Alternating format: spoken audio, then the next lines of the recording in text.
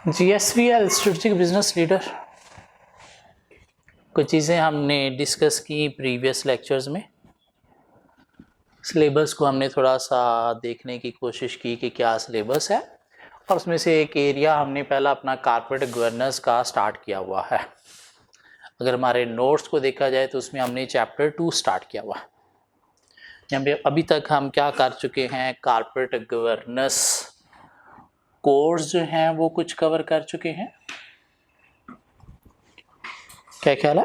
Non executive director independent होने चाहिए, executive director को एवरी 3 ईयर रीअपॉइंट होना चाहिए, at least half non executive directors होने चाहिए, चेयरमैन CEO सेपरेट पर्सन होने चाहिए, बोर्ड मीटिंग्स रेगुलर बेसिस पे होनी चाहिए, फॉर्मल एजेंडा वाइज होनी चाहिए, डायरेक्टर्स को कंपनी में इंटरनल कंट्रोल सिस्टम इंप्लीमेंट करना चाहिए, इंटरनल कंट्रोल सिस्टम को रिव्यू भी करना चाहिए, और शेयर होल्डर स्टेक होल्डर के साथ कम्युनिकेशन भी करनी चाहिए। और हमने पढ़ लिया जी कॉर्पोरेट गवर्नेंस कोड कहते हैं कि कंपनी के अंदर बोर्ड की क्या होनी चाहिए, कमेटीज होनी चाहिए। कितनी कमेटीज होनी चाहिए? 4। क्या कमेटीज के नाम थे? नॉमिनेशन कमेटी होनी चाहिए, रेम्युनरेशन कमेटी होनी चाहिए, ऑडिट कमेटी होनी चाहिए, और रिस्क कमेटी होनी चाहिए। और इनके मेंबर्स कौन कौन हैं और इनका क्या रोल रिस्पॉन्सिबिलिटी है, प्रीवियस लेक्चर में हमने कवर कर लिया। ठीक हो गया? इसके अलावा हमने कुछ छोटे छोटे टॉपिक्स और कवर कर लिए। इंडक्शन, CPD, सक्सेशन प्लानिंग,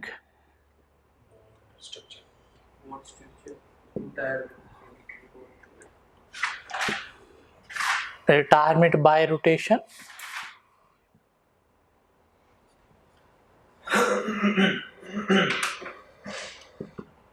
इसके अलावा बोर्ड स्ट्रक्चर। और प्रीवियस लेक्चर में हमने एक क्वेश्चन भी कवर कर लिया हमारी किट से लम के नाम से। ऐसी बात है क्या ख्याल है? चारों कमेटीज के रोल हमने कवर कर लिए।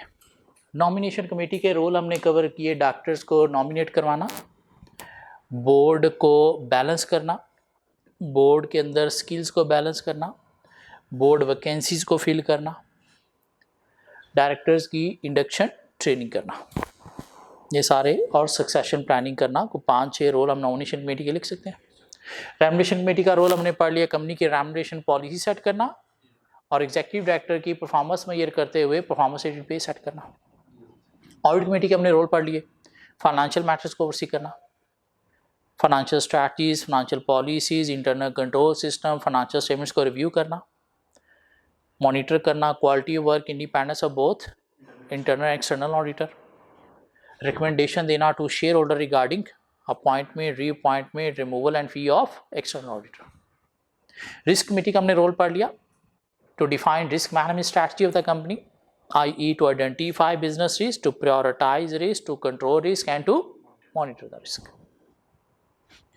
चलते हैं आगे ही। रोल्स कमेटीज़ के अलावा कोई रोल हमने 2-3 और भी पढ़ने हैं।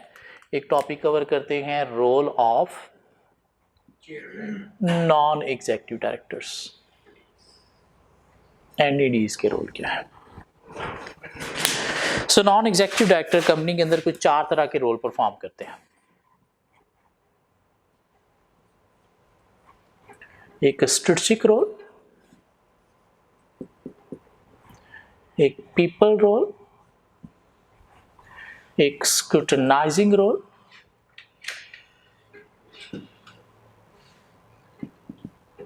और एक रिस्क रोल। 4 तरह के रोल परफॉर्म करते हैं non executive directors. Strategic role क्या है कि कंपनी की स्ट्रैटेजी मेकिंग में, डिसीजन मेकिंग में अपना एक्सपीरियंस शेयर करते हैं, और short termism, self interest strategies of executive directors को चैलेंज करते हैं। मीन जो इनकी मेन डेफिनेशन थी जिसके लिए कंपनी में लाए जाते हैं। तो क्या करते हैं, कंपनी की स्ट्रैटेजी मेकिंग में, डिसीजन मेकिंग में अपना नॉलेज, एक्सपीरियंस शेयर करते हैं, और short termism, self interest strategies of executive directors को चैलेंज करते हैं। रिस्क रोल क्या है? बिजनेस रिस्क को आइडेंटिफाई, प्रायोरिटाइज, कंट्रोल, मॉनिटर करने में हेल्प देते हैं। पीपल रोल क्या है? कंपनी के अंदर डायरेक्टर्स के अपॉइंटमेंट, रीअपॉइंटमेंट, रिमूवल में हेल्प देते हैं, बोर्ड वैकेंसीज को फिल करने में हेल्प देते हैं, और साथ कंपनी के अंदर लोगों की रेम्युनरेशन पॉलिसी सेट करने में हेल्प देते हैं। ना सिर्फ अपॉइंटमेंट, रीअपॉइंटमेंट, वैकेंसी फिल करने में, रेम्युनरेशन पॉलिसी और पीपल सेट करने में भी हेल्प देते हैं। ये वर्ड स्क्रूटनाइज का मतलब क्या होता है?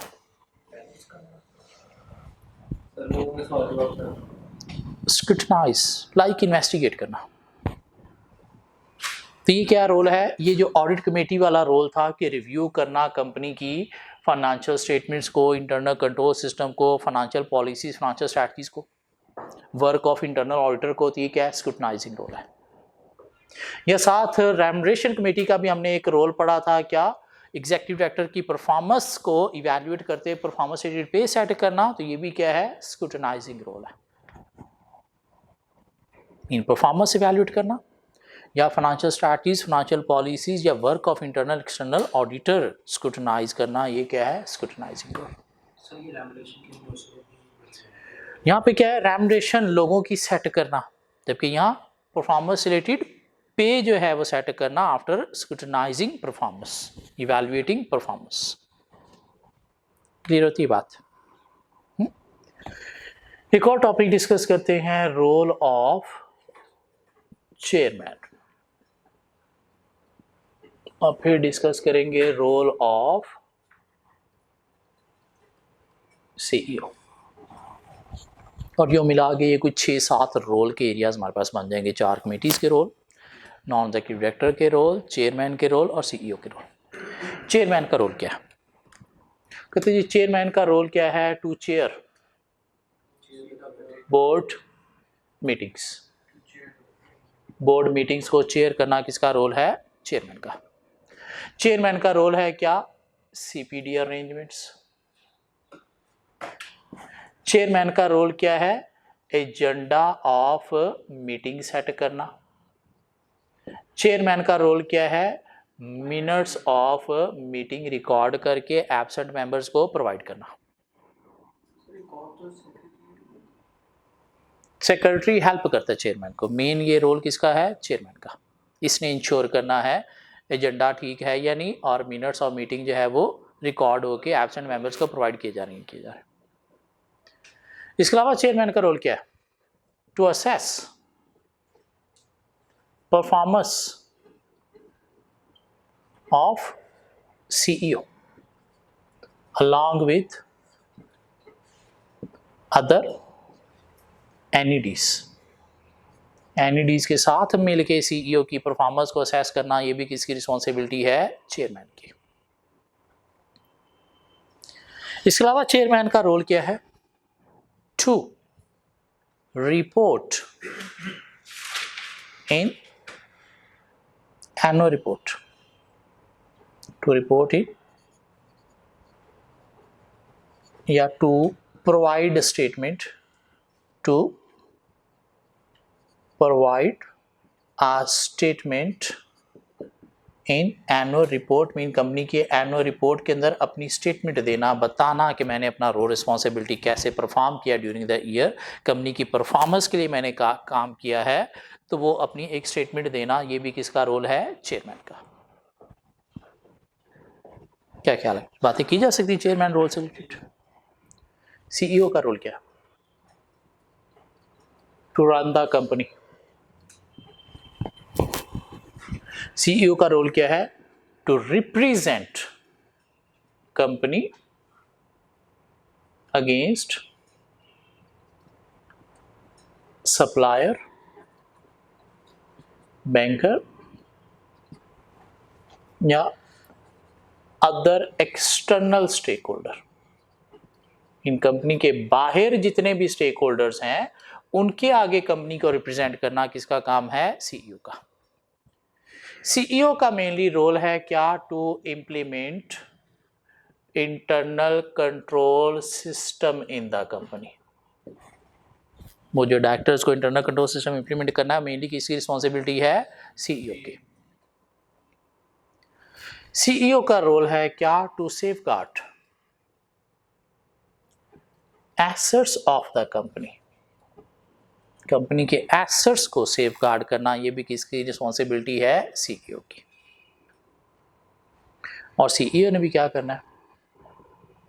To provide a statement in annual report, mean अपनी रिस्पॉन्सिबिलिटी की स्टेटमेंट इसने भी देनी है कहाँ पे? एनुअल रिपोर्ट के अंदर।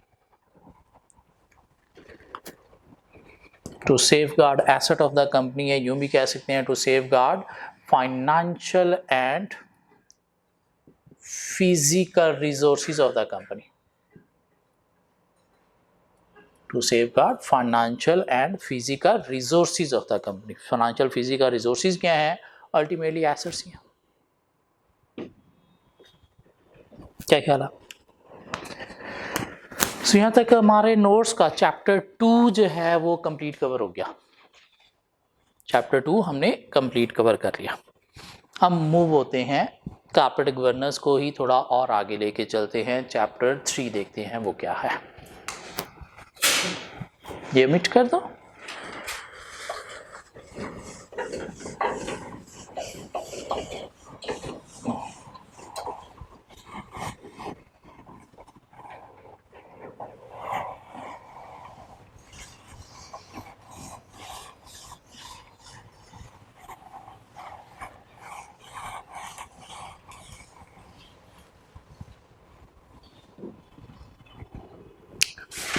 Areas of corporate governance।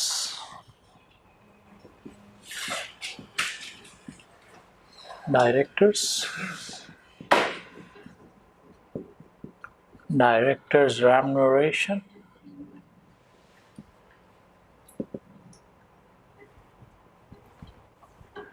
accountability and audit,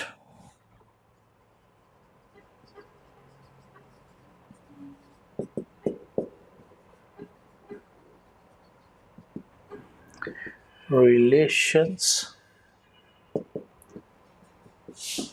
with the shareholders and relations with institutional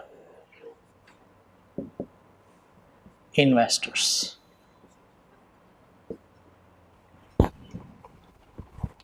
so corporate governance codes हम डिस्कस कर रहे हैं। वो कहते हैं ये जो कॉर्पोरेट गवर्नेंस कोड्स हैं ये कोई 5 different areas of company secretary बनाए गए हैं। इन 5 हेड्स में ये मेनली डिफाइन किए गए हैं। कुछ कोड्स बनाए गए हैं सिर्फ और सिर्फ डायरेक्टर से रिलेटेड, कुछ कोड्स बनाए गए हैं डायरेक्टर्स रेम्यूनरेशन से रिलेटेड, कुछ कोड्स बनाए गए हैं अकाउंटेबिलिटी एंड ऑडिट से रिलेटेड, कुछ कोड्स बनाए गए हैं relation with share holder and institutional investor से related. What is difference between share holder and institutional investors? Individual share holders भी हो सकते हैं और कंपनी इंस्टीट्यूशनल बेस पे इन्वेस्ट करती है इंस्टीट्यूशनल इन्वेस्टर। इंस्टीट्यूशनल इन्वेस्टर्स क्या हैं? कुछ ऑर्गेनाइजेशंस हैं जो ऑन बिहाफ ऑफ अदर्स क्या करते हैं? इन्वेस्टमेंट करते हैं कंपनीज के अंदर। क्या ख्याल है? शेयर होल्डर इंडिविजुअल्स हैं जबकि ये क्या है? ऑर्गेनाइजेशन है। एग्जाम्पल इंश्योरेंस कंपनीज हो सकती हैं जो एवरी ईयर हमसे इंश्योरेंस प्रीमियम लेते हैं। हमें उन्होंने पे कब करना है? जब मैच्योरिटी होगी, मीन जब हम मरेंगे तो तब तक ये पैसा क्या करेंगे? आगे कहीं पे इन्वेस्ट कर देंगे। या पेंशन फंड प्रोवाइडर्स हो सकते हैं जो एवरी मंथ हमारी पेंशन डिडक्ट करते हैं पे में से। हमें पे कब करना है? जब हम रिटायर होंगे, तो तब तक ये पैसा क्या करेंगे? आगे कहीं इन्वेस्ट कर देंगे। बैंक्स भी हो सकते हैं जो लोगों की सेविंग डिपॉजिट्स लेते हैं तो आगे कहीं इन्वेस्ट कर देते हैं। तो ये इंस्टीट्यूशन इन्वेस्टर्स कौन है? लाइक इन्वेस्टर हैं, कंपनी में इन्वेस्टमेंट करते हैं लेकिन शेयर होल्डर की तरह इंडिविजुअल नहीं, क्या होते हैं? ऑर्गेनाइजेशन होती है। सो कुछ कोड्स बनाए गए हैं सिर्फ और सिर्फ डायरेक्टर से रिलेटेड जो हम ऑलरेडी सारे के सारे कवर कर चुके हैं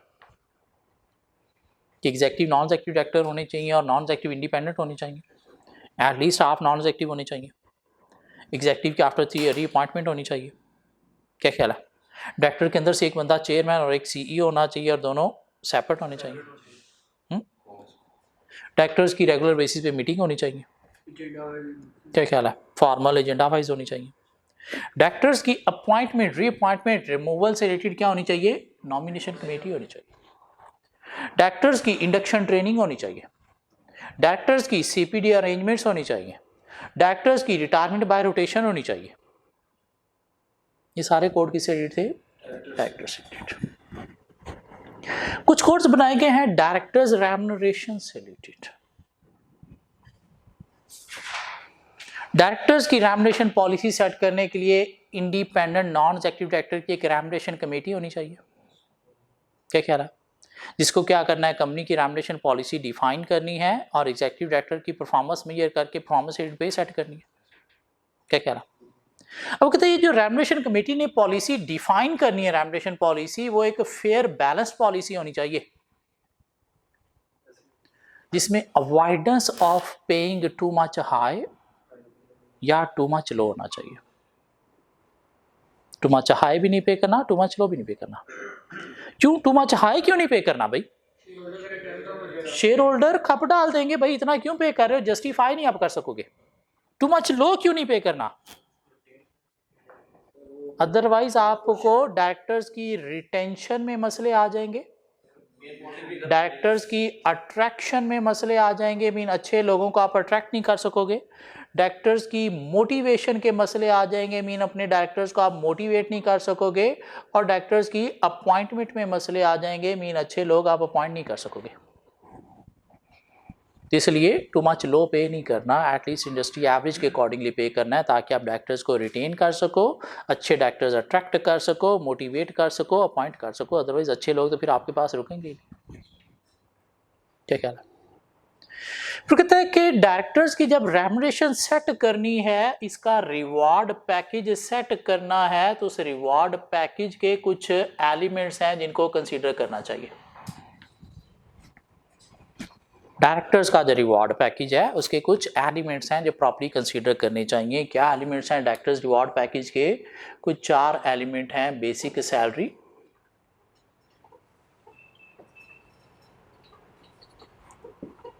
परफॉर्मेंस रिलेटेड पे,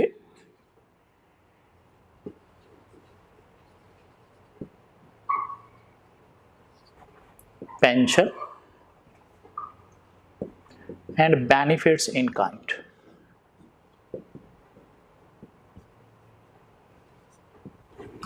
basic salary, performance rated pay, pension and benefits in kind.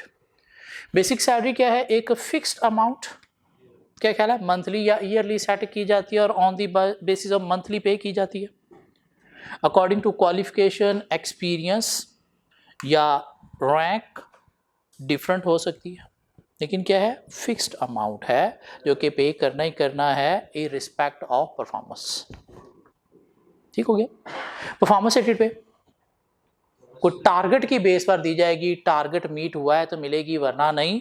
और 2 फॉर्म में पे होती है, बोनस की फॉर्म में या फिर शेयर ऑप्शन। बोनस जो है वो पे किए जाते हैं अगेंस्ट शॉर्ट टर्म टारगेट।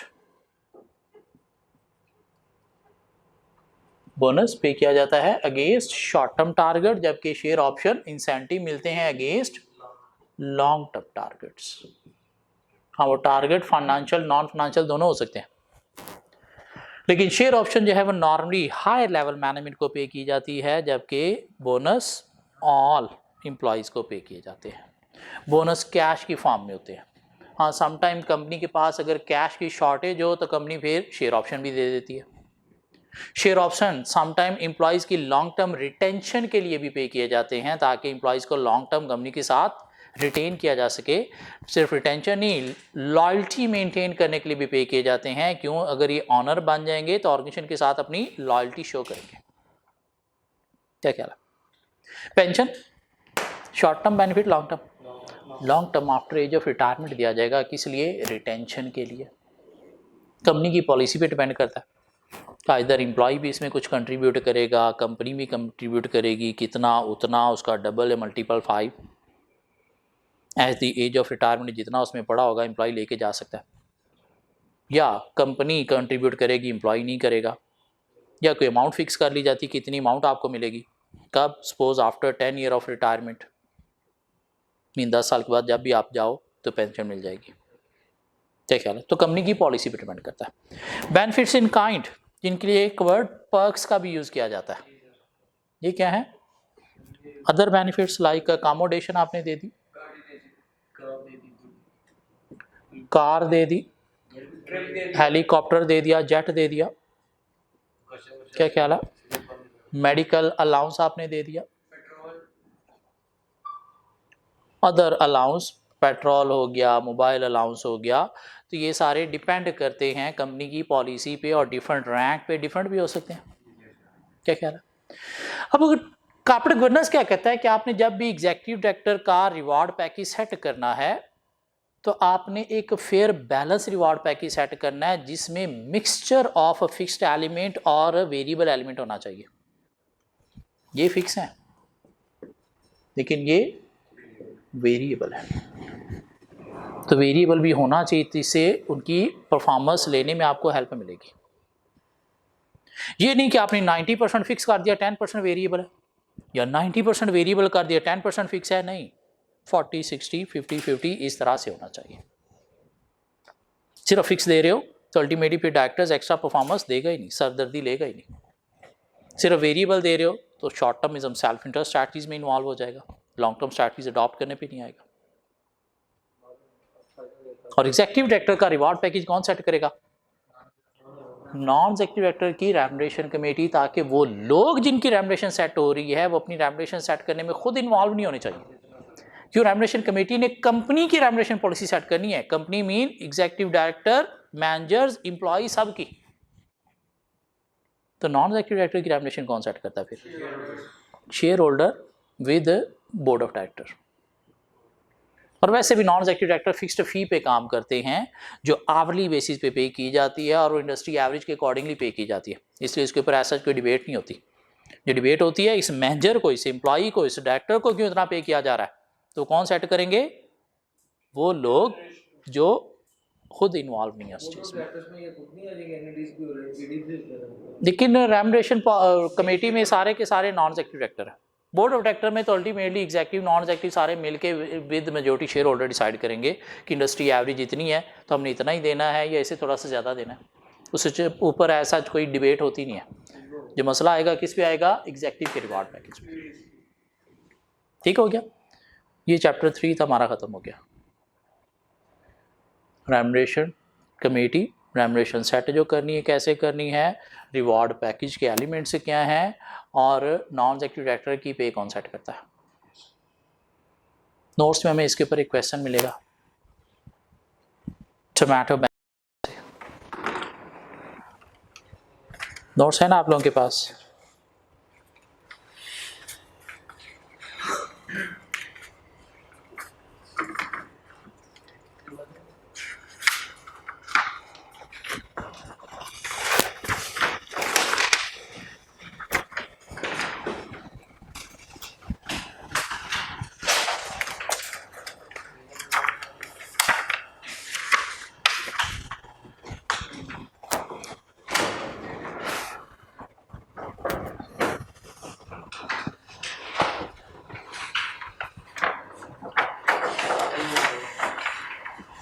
जी, मिलता है ऐसा कोई क्वेश्चन टोमेटो बैंक के नाम से?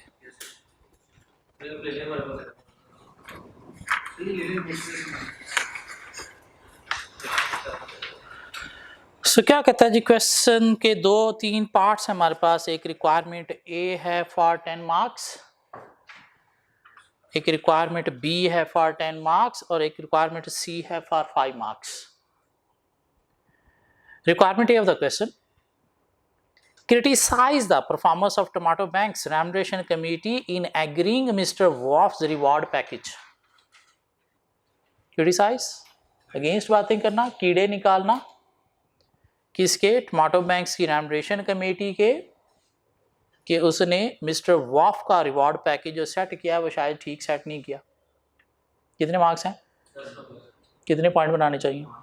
2-2 नंबर के 5 पैराग्राफ। 2-2 नंबर के 5 पैराग्राफ। 2 नंबर का मतलब क्या है? 3.6 मिनट।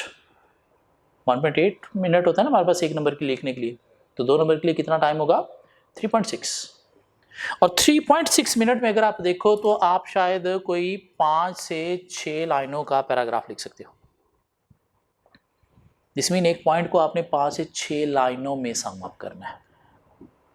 2 नंबर का एक पॉइंट अगर लिखने जा रहे तो इससे ज़्यादा नहीं, अदरवाइज पेपर कंप्लीट नहीं होगा, इससे कम नहीं, अदरवाइज हमने इंसाफ नहीं किया, तुम्हारे साथ भी इंसाफ नहीं होगा। मेन जब हमें प्रैक्टिस करनी है वो यही चीज़ प्रैक्टिस करनी है कि हमने 2 नंबर का पैराग्राफ 5 से 6 लाइन में सम अप कैसे करना है। बात बड़ी है तो उसको समराइज़ कैसे करना है, बात छोटी है तो उसको एक्सपैंड करके 5 से 6 लाइनों पे कैसे लेके जाना है। 10 नंबर है तो आपने क्या करना है, इसके अंदर 5-5, 6-6 लाइनों के इस तरह से 5 पैराग्राफ लिखने हैं सेपरेट। वजह इसके क्या हम एक पेज से स्टार्ट हुए और नेक्स्ट पेज तक वो चलते चलते कहानी छोड़ी जा रहे हैं, एक ही पैराग्राफ में हमने 5 बातें कर दी। नहीं, उस तरह एग्जामिनर पर डिपेंड करता है आपको 10 नंबर पूरे दे या 2 दे या 4 दे। जब आप 2-2 नंबर के 5 पैराग्राफ लिखोगे तो उसे 2-2 नंबर हर पैराग्राफ के सेपरेट देना पड़ेंगे। एक नंबर पेपर पास करने के लिए छीनना पड़ेगा एग्जामिनर से। कैसे छीनना है वो आपको सिखाऊंगा मैं, आपने सिर्फ प्रैक्टिस करनी है इसकी। सो क्रिटिसाइज करना है टमाटो बैंक्स की रेम्युनरेशन कमेटी को मिस्टर वॉफ का रिवॉर्ड पैकेज सेट करने में। सो 5 years ago George Wolf was appointed chief executive officer of Tomato Bank, one of the largest global banks. Mr. Wolf had a successful track record in senior management in America, and his appointment was considered very fortunate for the company. Analysts rated him as one of the world's best banker, and other directors of Tomato Bank looked forward to his appointment and a significant strengthening of the business. Mean इसके आने से 4 चांद लगेंगे हमें। Successful banker like Steve Jobs. Okay. One of the factor, क्यों आएगा भाई आपके पास? नोट दिखाने से लोगों के मूड बदलते हैं, क्या ख्याल है? तो नोट दिखाना पड़ेंगे फिर आएगा। So one of the factors needed to secure Mr. Wolf's service was his reward package. Prior to his acceptance of the position, Tomato Bank's remuneration committee, comprised entirely of non-executives, received a letter from Mr. Wolf saying that because his track record was so strong, तो भाई जानते हो मुझे मैं कौन हूँ? कौन कह रहा है? मिस्टर वॉफ। किसको? रेम्युनरेशन कमेटी को। They could be assured of many years of sustained growth under his leadership. मेरे आने से बड़े 4 चांद लगेंगे आप लोगों को। In discussion concerning his pension, however, he asked for a generous non-performance rated pension settlement to be written into his contract so that it would be payable whenever he decided to leave the company, subject to a minimum term of 2 years. कि भाई मेरी reward package में pension element जरूर include करना, जब भी 2 सालों के बाद मैं कंपनी को छोड़ के जाना चाहूं तो मैं लेके जा सकूं, and regardless of his performance as CEO. Remuneration committee में हमने बात की इंडिपेंडेंट नॉन एग्जीक्यूटिव डायरेक्टर होने चाहिए, वो लोग इंक्लूड नहीं होनी चाहिए जिनकी रेम्युनरेशन सेट हो रही है। यहाँ पे अगर मिस्टर वॉफ जो है उसकी वॉइस को कंसीडर किया जा रहा है व्हाइल सेटिंग हिज रेम्युनरेशन, तो क्या इंडिपेंडेंट रही? नहीं, ये तो under influence of mister Wolf, mean एक तरह का वो खुद इन्वॉल्व हो गया अपनी पे सेट करने में, ठीक है ना।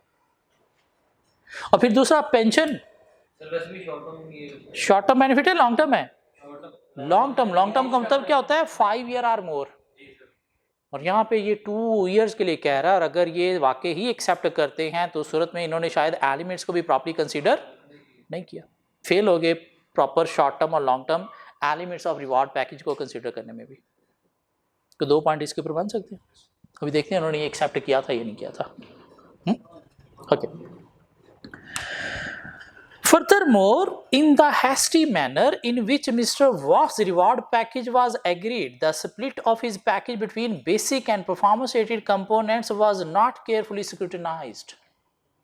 जो कॉर्पोरेट बोनस कोड कहता है कि आपको वेरिएबल और फिक्स्ड एलिमेंट को बैलेंस कंसीडर करना है, लेकिन यहाँ पे नहीं किया गया। तो ये भी अगर नहीं किया गया तो ये भी क्या है? एक मिस्टेक है इनकी। क्या ख्याल है? कैसे है एक्सप्लेनेशन अभी थोड़ी देर में देखेंगे।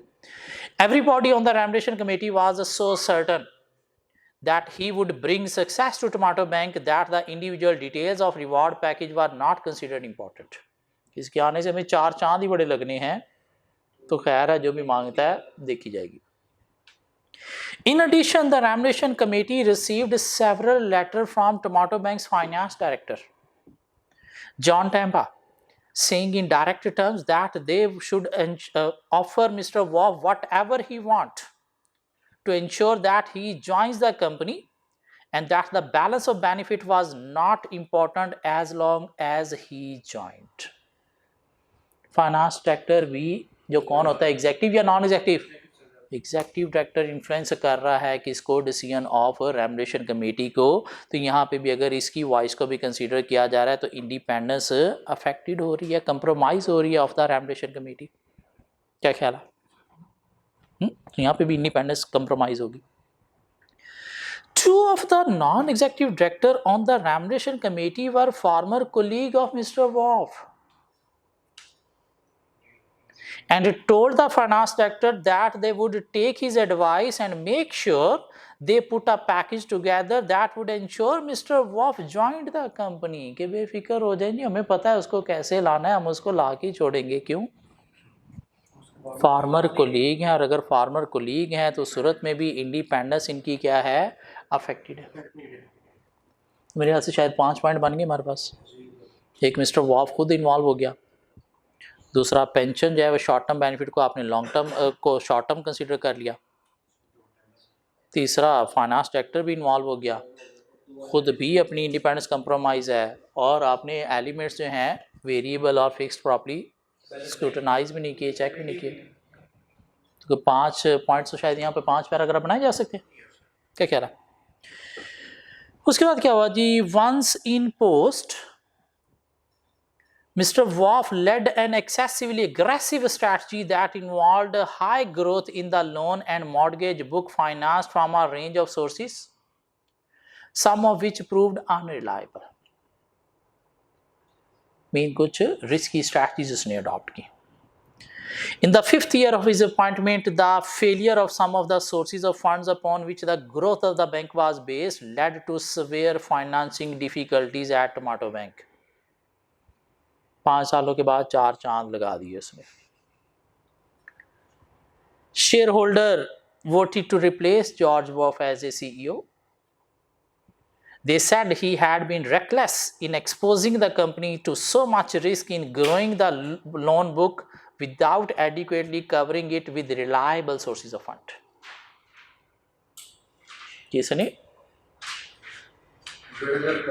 रेकलेसली कंपनी को रिस्की स्ट्रैटेजीज में इन्वॉल्व करके कंपनी की तबाही फेर दी है। तो उन्होंने क्या किया? रिप्लेस कर दिया, डिसमिस कर दिया सीईओ को। When he left, the press reported that despite his failure in the job, he would be leaving with what the newspaper referred to as obscenely large pension। जो उसने कॉन्ट्रैक्ट किया था 2 साल के बाद मैं लेके जा सकता हूँ, अब तो शायद 5 साल हो चुके थे। Some shareholders were angry and said that Mr. Wolf was being rewarded for failure। When Mr. Wolf was asked if he might voluntarily forgo some of his pension in recognition of his failure in the job, किसी ने उसे कहा वॉफ को, यार इतना तूने company का बेड़ा गर्क कर दिया है, तो कम से कम ये पेंशन ही छोड़ दे। He refused, saying that he was contractually entitled to it and so would be keeping it all। तो लेवड़ा साथ, जिससे कंपनी और तबाही में चलेगी। तो पार्ट ए तो हो गया 10 नंबर का। Part B of the question for 10 marks. Describe the components of an appropriately designed executive reward package। Component reward package क्या है हमारे पास? कितने हमारे पास? 1 2 3 4 5 डिस्क्राइब किए जा सकते हैं, स्ट्रेट फॉरवर्ड बताए जा सकते हैं इनका मतलब क्या है। And explain why a more balanced package of benefit should have been used to reward mister Wolf. कि क्यों एक बैलेंस पैकेज होना चाहिए था। तो मेनली हम बातें कर सकते हैं, यहाँ पे बात कर सकते हैं कि अगर ये होता तो वो अपनी परफॉर्मेंस देने की कोशिश करता, रिस्की स्ट्रैटेजीज में जो है वो इन्वॉल्व ना होता, क्यों उसे भी पता है कि बेनिफिट होगा तो मुझे ये अपनी एक्स्ट्रा पे मिलेगी वरना नहीं मिलेगी, तो इतने लॉसेस जो है वो शायद अवॉइड हो सकते थे। ये होता तो कंपनी के साथ लॉयल्टी उसकी मेंटेन होती, स्पेशली एंड पे अगर वो डिसमिस किया गया है तो शायद पेंशन वाली अमाउंट छोड़ के जाता कंपनी के सर्वाइवल के लिए बीइंग अ शेयर होल्डर। क्या ख्याल है?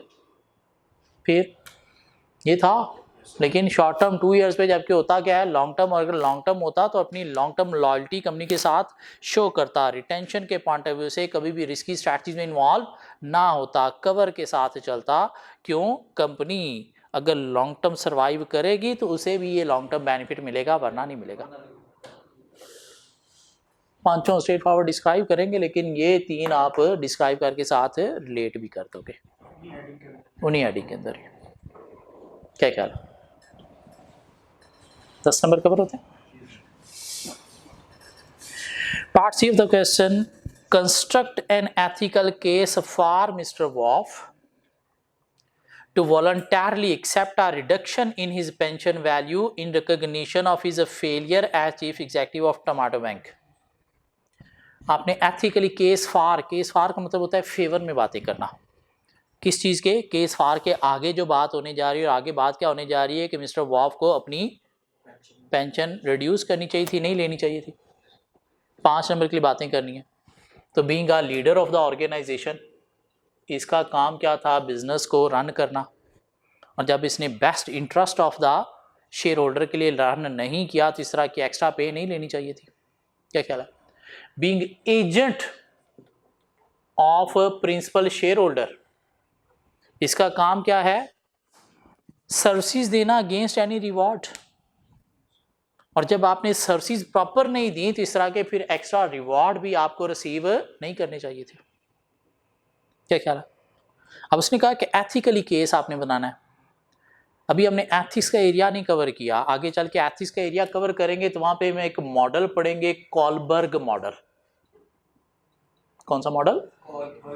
तो एक पॉइंट हम उसका रेफरेंस देते हुए बात करेंगे कि इसको इस लेवल पे फॉल करना चाहिए था, इसने इस लेवल पे फॉल किया, जो भी हम लिखने के काबिल ये पॉइंट नहीं है। ये जब कॉलबर्ग मॉडल पढ़ेंगे तो फिर हम साथ ये पॉइंट भी लिखने के काबिल हो जाएंगे। अभी हम सिर्फ 2 बातें कर सकते हैं, बीइंग अ लीडर और being a agent.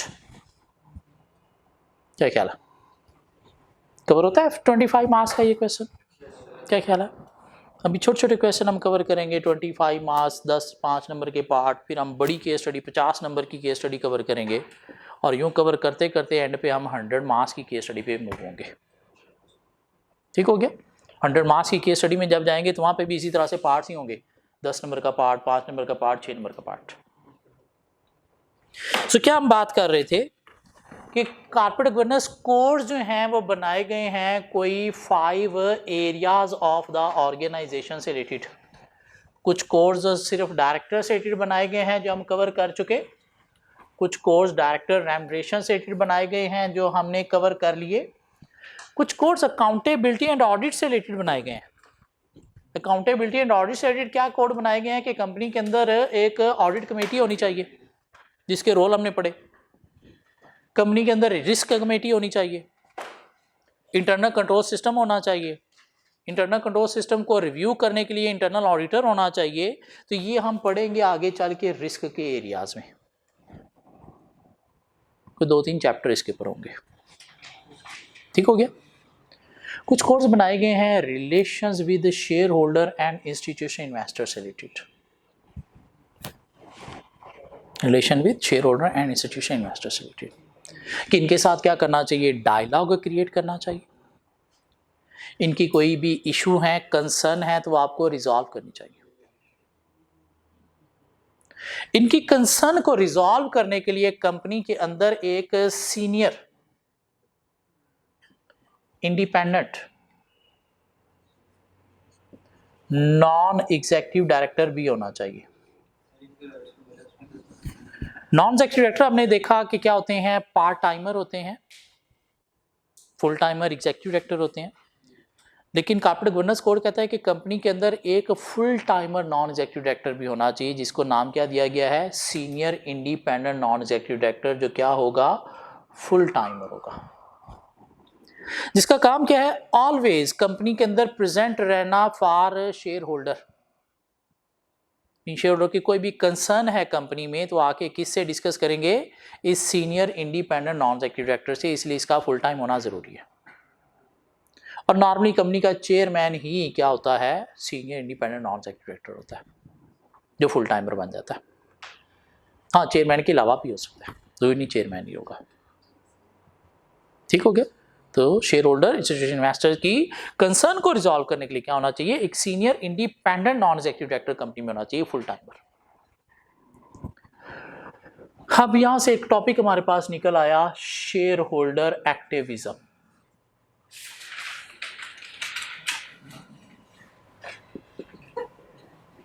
Share holder activism, share holder activism का मतलब क्या, active participation of share holders in company affairs, active participation of share holders in company affairs.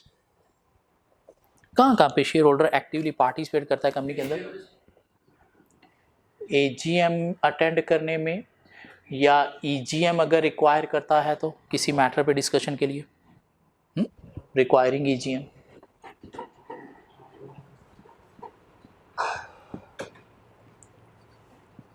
अपने वोटिंग राइट्स अवेल करते हुए active participation कर रहा है, क्या ख्याल है, पासिंग ऑफ रेजोल्यूशन में भी कर रहा है। ये रेजोल्यूशन क्या होता है, कोई भी डिसीजन कंपनी का इंपॉर्टेंट डिसीजन है तो उस डिसीजन को शेयर होल्डर के थ्रू पास करवाया जाता है, इसे क्या नाम दिया गया है, पासिंग ऑफ रेजोल्यूशन। या एक्टिव पार्टिसिपेट ये करता है कहां पे, कंसर्न फॉर एनी इशू, कोई भी इशू है कंपनी के ऊपर, सपोज न्यूज़पेपर में या मीडिया में कोई बात चल रही है तो आके कंसर्न शो करेगा, भाई ये क्या मसला है, तो हम पे क्या कर रहा है, एक्टिव पार्टिसिपेशन कर रहा है। शेयर होल्डर एक्टिविज्म का मतलब क्या है, और कहां पे शेयर होल्डर कंपनी के अंदर एक्टिव रोल प्ले करता है। एक और टॉपिक डिस्कस करते हैं, इंस्टीट्यूशनल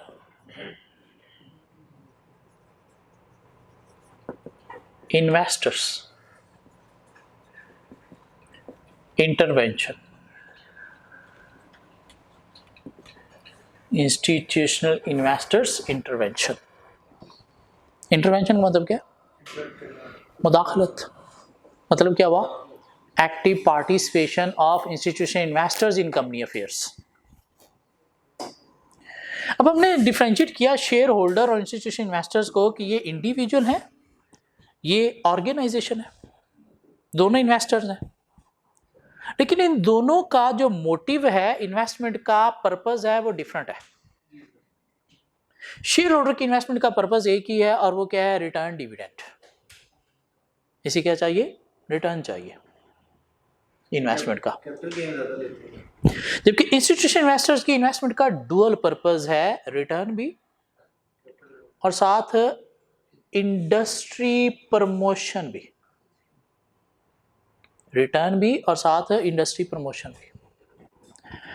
ज्यादातर ये जो इंस्टीट्यूशनल इन्वेस्टर्स हैं, ये कोई सेमी गवर्नमेंट ऑर्गेनाइजेशन होती हैं, जो इन्वेस्टमेंट उस इंडस्ट्री में करते हैं जो इकॉनमी के लिए ज्यादा इंपॉर्टेंट है। इन्वेस्टमेंट करनी है तो ऐसी इंडस्ट्री में करते हैं जो इकॉनमी के लिए ज्यादा इंपॉर्टेंट है, जमीन जहां पे प्राइवेट इन्वेस्टमेंट नहीं कर रहा। क्यों, ताकि वो इंडस्ट्री क्या हो सके, प्रमोट हो सके। प्रमोट हो जाएगी तो अल्टीमेटली प्राइवेट इन्वेस्टर भी इसमें अट्रैक्ट होगा, इससे इकॉनमी को भी फायदा होगा। इसलिए इसकी इन्वेस्टमेंट का डुअल पर्पस है, रिटर्न भी और साथ इंडस्ट्री प्रमोशन भी। इसलिए इनका जो कंसर्न है कंपनी के अंदर, वो शेयर होल्डर से थोड़ा ज्यादा है। कहां पे एक्टिव रोल प्ले करते हैं कंपनी के अंदर, तो ये एक्टिव रोल प्ले करते हैं कंपनी की स्ट्रैटेजी मेकिंग में भी, कि अगर company long term strategies adopt ना कर रही हो, शॉर्ट टर्म स्ट्रैटेजीज अडॉप्ट कर रही हो, तो ये आके इंटरवेन करते हैं, भाई इसे इंडस्ट्री प्रमोट नहीं होगी। ये इंटरवेन करते हैं कहां पे, परफॉर्मेंस मेजरमेंट में भी, कि अगर कंपनी प्रॉपर्ली परफॉर्म नहीं कर रही तो ये आके इंटरवेन करेंगे, भाई क्या ऐसे एरियाज हैं जिसकी वजह से कंपनी की परफॉर्मेंस अच्छी नहीं है, क्यों परफॉर्मेंस अच्छी नहीं है तो उससे तो फिर इन्वेस्टर अट्रैक्ट नहीं होंगे, तो इंडस्ट्री प्रमोट भी नहीं होगी। ये इंटरवेन करेंगे कहां पे, एक्विजिशन एंड डिस्पोजल में भी। ये एक्विजिशन क्या होती है, बिजनेस को एक्सपैंड करना किसी को खरीद के, तो भाई आप क्यों खरीद रहे हो, खुद से बिजनेस यूनिट क्यों नहीं लगा रहे, क्यों, एक्विजिशन बहुत ज्यादा रिस्की होता है, जिसे आप खरीद रहे हो उसके फायदे नहीं साथ उसकी मुसीबतें भी खरीद रहे हो।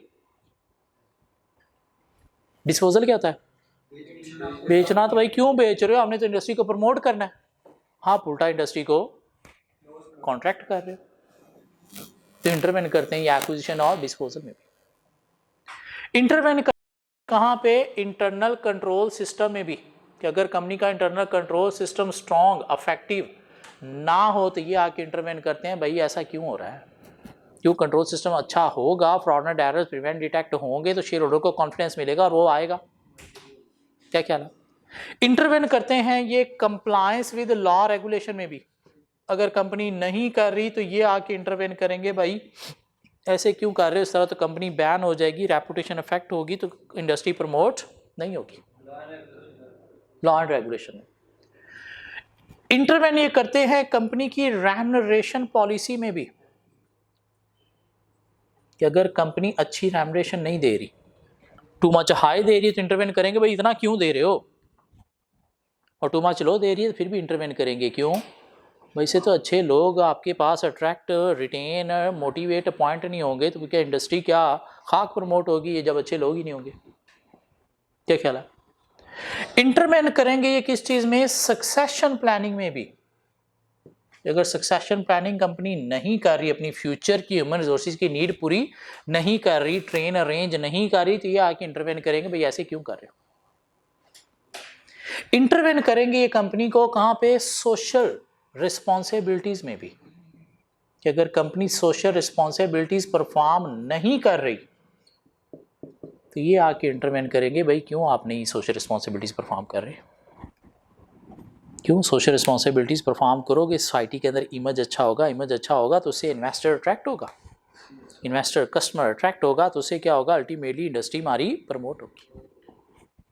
तो शेयर होल्डर एक्टिविज्म क्या था, active participation of share holders in company affairs, कहाँ कहाँ पे एक्टिव रोल प्ले करते हैं, को 5 एरियाज हमने देखे।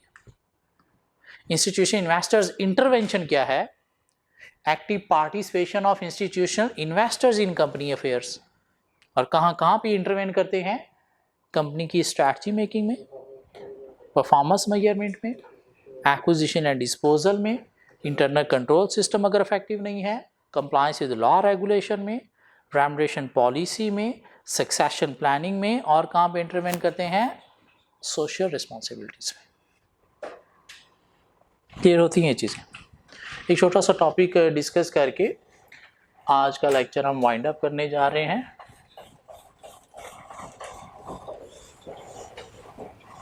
टॉपिक है हमारे पास एजीएम वर्सेस ईजीएम।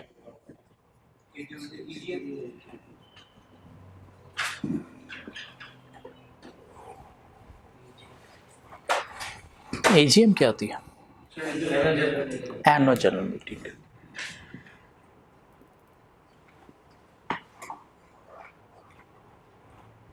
और ईजीएम क्या होती है, एक्स्ट्रा ऑर्डिनरी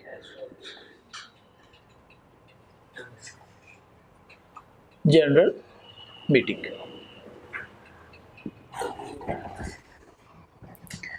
एजीएम जो है वो कंपल्सरी है,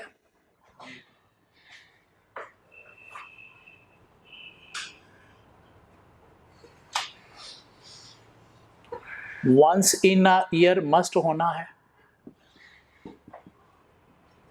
जबकि ईजीएम जो है वो नॉट कंपल्सरी, साल में ना हो फिर भी चल जाएगी, एक से ज़्यादा हो फिर भी चल जाएगी।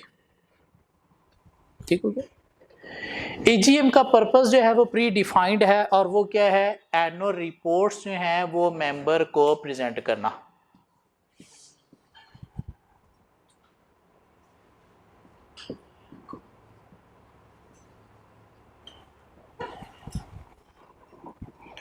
जबकि EGM किसी स्पेसिफिक पर्पस के लिए है, इसलिए उसका एजेंडा जो है वो सेट करना होता है आपने कि किस पर्पस के लिए। उसका पर्पस प्री डिफाइंड है, एक ही पर्पस है, क्या? एनुअल रिपोर्ट्स प्रेजेंट करना मेंबर्स को, और EGM पे ही डायरेक्टर्स की, ऑडिटर्स की अपॉइंटमेंट भी होती है। EGM किसी स्पेसिफिक एजेंडा से रिलेटेड है जो डिफाइन करना है। ठीक हो गया? AGM वो कहता है जी कि कंपनी की पहली AGM जो है within 15 months from incorporation must होनी चाहिए, नहीं within 18 months from incorporation must होनी चाहिए। So first AGM within 18 months from incorporation must होनी चाहिए। उसके बाद जो सब्सीक्वेंट हैं वो होनी चाहिए विदिन 15 मंथ्स। इन पहली AGM कंपनी के बनने से नेक्स्ट 18 मंथ्स के अंदर अंदर मस्ट होनी चाहिए।